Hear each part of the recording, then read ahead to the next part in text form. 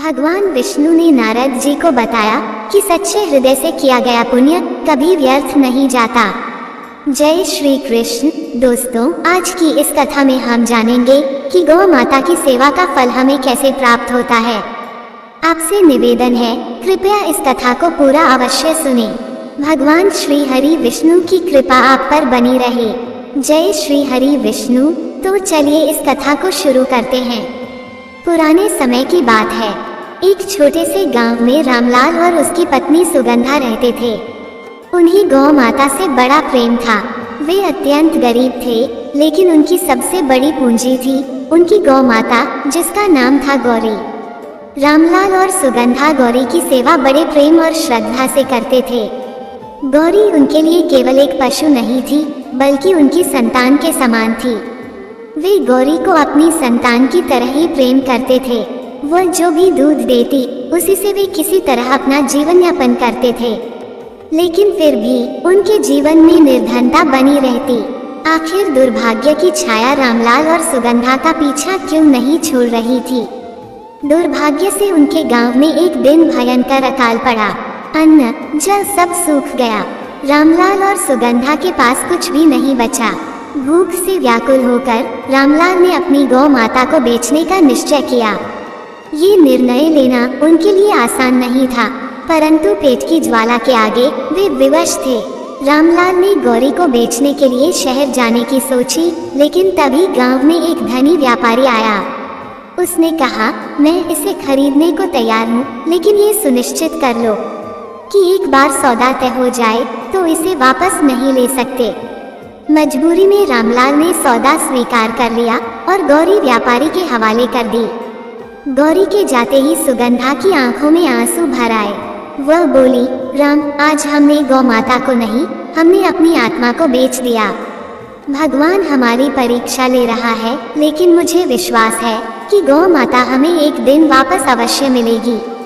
नारद जी की लीला भी अद्भुत है। आकाश से ये सब देख रहे नारद मुनि को बड़ा दुख हुआ। वे तुरंत भगवान विष्णु के पास पहुँचे और बोले, प्रभु, ये कितना अन्याय है। जो भक्त सच्चे मन से गौ सेवा कर रहे थे, वे ही भूख से मरने की कगार पर हैं, और एक लालची व्यापारी अब उनकी गौ माता को अपने स्वार्थ के लिए उपयोग करेगा। नारद जी की बातें सुनकर भगवान विष्णु मुस्कुराए और बोले, नारद, इस संसार में सब कुछ कर्मों का ही फल होता है, परंतु यदि तुम्हें लगता है कि न्याय होना चाहिए, तो तुम्हारी इस जिज्ञासा को दूर करने के लिए हमें यमराज के पास जाना होगा। वही हमें इसका उत्तर दे सकते हैं। नारद जी यमराज से पूछते हैं कि इस निर्धन दंपति के पिछले जन्मों के कर्म क्या कहते हैं। कृपया मुझे बताइए कि क्या इन्होंने पिछले जन्म में कोई पाप किया था, जिसके कारण इन्हें ये दुर्भाग्य से भरा जीवन मिला है। आखिर यमलोक में कर्मों का निर्णय कैसे होता है, आप मुझे बताने की कृपा करें। यमराज ने धर्मराज सभा में इस विषय को उठाया। यमराज ने बताया, रामलाल और सुगंधा पिछले जन्म में एक समृद्ध राजा और रानी थे, लेकिन उन्होंने अपने राज्य में एक बूढ़े ब्राह्मण की गाय को जबरन छीनकर उसका मांस खाने का आदेश दिया था। उसी पाप के कारण वे इस जन्म में गरीब हुए हैं और अपनी ही प्रिय गाय से वंचित हो गए हैं। परंतु उन्होंने इस जन्म में गौ सेवा की है, इसलिए उनका भाग्य अब परिवर्तित हो सकता है। नारद जी बोले, तो क्या इनकी विपत्ति का कोई अंत नहीं। यमराज मुस्कुराए, धर्म की परीक्षा कठिन होती है, लेकिन यदि वे सच्चे मन से गौ माता के लिए कुछ त्याग करेंगे तो उनका पुण्य उन्हें वापस मिलेगा और उन पर लक्ष्मी जी की कृपा भी होगी। भगवान विष्णु ने देवी लक्ष्मी को इस समस्या को देखने के लिए कहा। देवी लक्ष्मी ने रामलाल और सुगंधा की परीक्षा लेने का निर्णय लिया।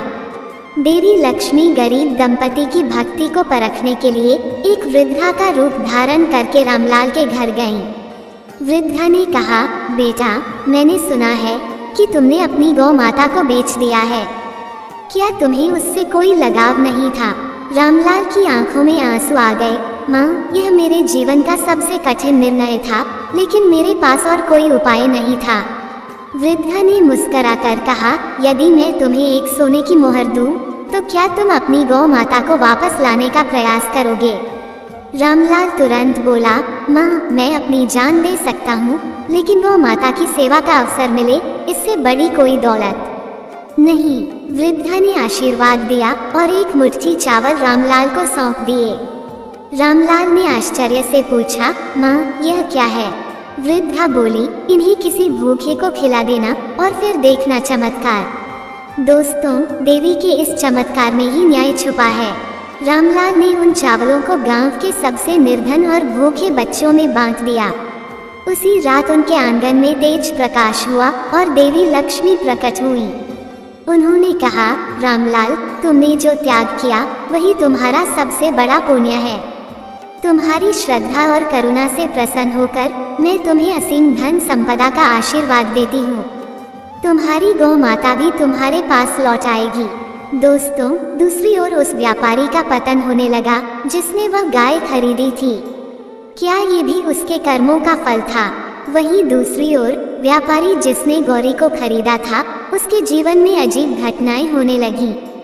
उसकी संपत्ति धीरे धीरे नष्ट होने लगी, व्यापार में घाटा हुआ और उसके घर में अजीब घटनाएं घटने लगी।